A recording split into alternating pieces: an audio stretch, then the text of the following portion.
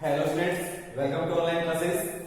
Students, आपके class 8 में English की बुक में जो चैप्टर फर्स्ट है, आपको पता है अब की बार आपका सिलेबस चेंज हो गया है। लास्ट टाइम आपका सिलेबस जो था वो अब नहीं रहा है। So you have to read new syllabus this year. इस साल आपको एक नया सिलेबस, नई बुक आपको पढ़नी पड़ेगी। तो आपकी जो नई बुक है हनी ड्यू नाम से है, और हनी ड्यू में आपका जो फर्स्ट चैप्टर है वो है the best Christmas present in the world. The best Christmas present in the world. इन संसार में क्रिसमस का सर्वोत्तम या सबसे अच्छा उपहार। प्रेजेंट का मतलब होता है उपहार। तो यहां पर इस चैप्टर में अलग अलग पार्ट दे रखे हैं। जो फर्स्ट पार्ट है उसकी जो हार्ड वर्ड मीनिंग्स है वो हम देखेंगे, और साथ ही साथ इस चैप्टर के बारे में ब्रीफ जो नॉलेज है, संक्षिप्त जो नॉलेज है वो हम लेंगे। ठीक है, तो सबसे पहले हार्ड वर्ड मीनिंग्स है वो हम राइट डाउन कर लेंगे। साथ ही साथ अपनी बुक को भी आप ओपन करके रख लीजिए, ठीक है, ताकि इसमें जो चीजें हैं वो आप देख सके, जो टेक्स्ट है वो उसका देख सके। देखिए, पहले आप नोट डाउन कर लीजिए hard word meanings. Spotted, hard word. Hard word meanings. Hard word meanings. ठीक है, spotted,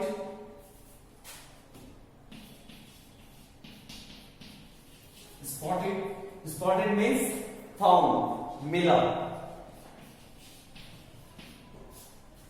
सेकंड है आपका जंक शॉप। जंक शॉप का मतलब होता है कबाड़ी की दुकान।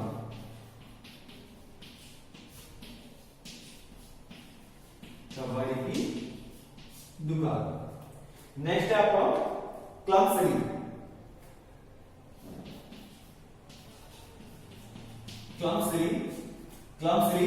और क्लमसरी जो होता है वो होता है आपका बेढंगे पंग से, या बुरी तरह से, बेकार तरह से।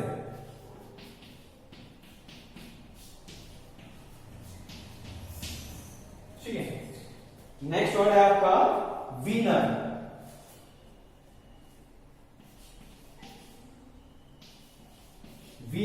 और विनर का मतलब होता है परत। किससे? किस चीज से बनी हुई? एक अच्छी लकड़ी से बनी हुई। एक अच्छी लकड़ी से बनी हुई। ठीक है, तो विनर क्या होती है? एक परत होती है जो कि एक अच्छी लकड़ी से बनी हुई होती है। नेक्स्ट जो आपका वर्ड है वो है स्टक फास्ट। स्टक फास्ट का स्टक का मतलब होता है चिपकना या फिर फंसना, और फास्ट का मतलब क्या होता है? बहुत जोर से। तो स्टक फास्ट का मतलब होता है यहां पर बेहद फंसी हुई। ठीक है, स्टक का मतलब फंसी हुई या चिपकी हुई, फास्ट यानी बेहद या बहुत जोर से। अगला वर्ड है आपका ब्रूट। BRUTE। और ब्रूट का मतलब होता है जानवर। ब्रूट मीन्स जानवर। नेक्स्ट वर्ड है आपका फिस्ट। फिस्ट मीन्स मुट्ठी। आपके हाथों की जो मुट्ठी होती है वो फिस्ट होती है। उसके बाद में नेक्स्ट वर्ड है शैकी।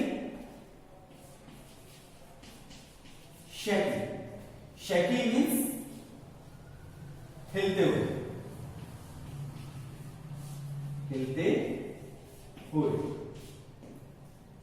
नेक्स्ट वर्ड है आपका स्क्रू पल्स।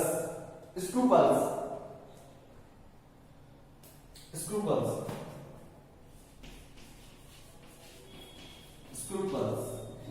का मतलब होता है झिझक का आभास होना। कोई भी जब कोई गलत काम करते हैं तब हमें एक झिझक होती है, तो उसे बोलते हैं स्क्रूपलस, झिझक का आभास होना। तो ये आपकी जो मोस्ट हार्ड वर्ड्स है वो मैंने आपको यहाँ पे नोट डाउन करवा दिए हैं।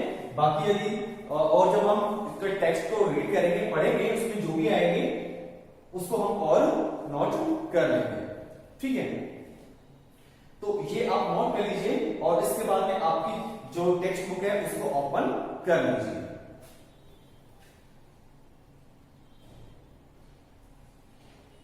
देखिए, इस चैप्टर को पढ़ने से पहले, इसको रीड करने से पहले हम इसकी ब्रीफ में नॉलेज लेते हैं। देखिए, देयर आर सम डेट्स और periods of time in the history of the world that are so significant that everyone knows and remembers them. The story you will read mentions one such date and event, a war between the British and the Germans in 1914. Can you guess which war it was? ठीक है, देखिए, there are some dates or periods of time, कि समय की कुछ ऐसी तारीखें हैं, डेट्स हैं और ऐसे पीरियड्स हैं इन the history of the world, इस संसार के इतिहास में, इस संसार के इतिहास में, that are so significant, जो कि कैसे हैं, बहुत ही महत्वपूर्ण है। सिग्निफिकेंट का मतलब होता है महत्वपूर्ण। That everyone knows, कि प्रत्येक व्यक्ति को जानना चाहिए, and remembers them, और उनको याद रखना चाहिए। याद रखते हैं। The story you will read, ये जो कहानी आप पढ़ेंगे, mentions, ये वर्णन करती है one such date, ऐसी ही या इसी प्रकार की एक तारीख के बारे में, एक डेट के बारे में, एंड इवेंट, और घटना के बारे में। ए वॉर, एक युद्ध, बिटवीन द ब्रिटिश, जो अंग्रेज लोग हैं उनके बीच में, एंड द जो जर्मन्स, एंड द जर्मन्स, कि जो जर्मन लोग हैं उनके बीच में, इन 1914, 1914 में। कैन यू गेस, क्या आप पता लगा सकते हैं Which war it was, ये जो वॉर था, ये जो युद्ध था, वॉर मीन्स युद्ध, वो कौन सा था, ठीक है। अब यहां पर आपको कुछ डेट्स मेंशन कर रखी है, तो उन डेट्स को एक बार देख लेते हैं और जान लेते हैं कि ये जो डेट्स किस किस चीज की है। सबसे पहले डेट्स यहां पर नोट करते हैं।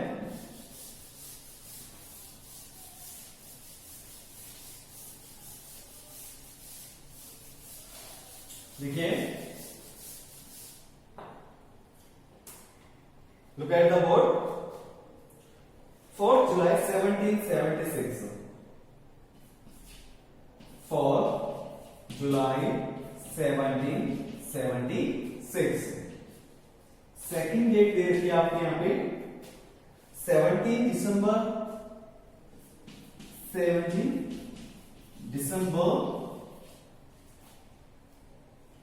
1903। नेक्स्ट है 6 अगस्त 1945। 6 अगस्त 1945। नेक्स्ट डेट है आपकी 13 जनवरी 1948। 13 जनवरी 1948। नेक्स्ट डेट आपकी 12 अप्रैल 1961।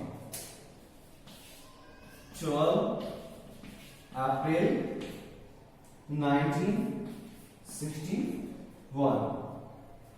नेक्स्ट डेट आपकी 20 जुलाई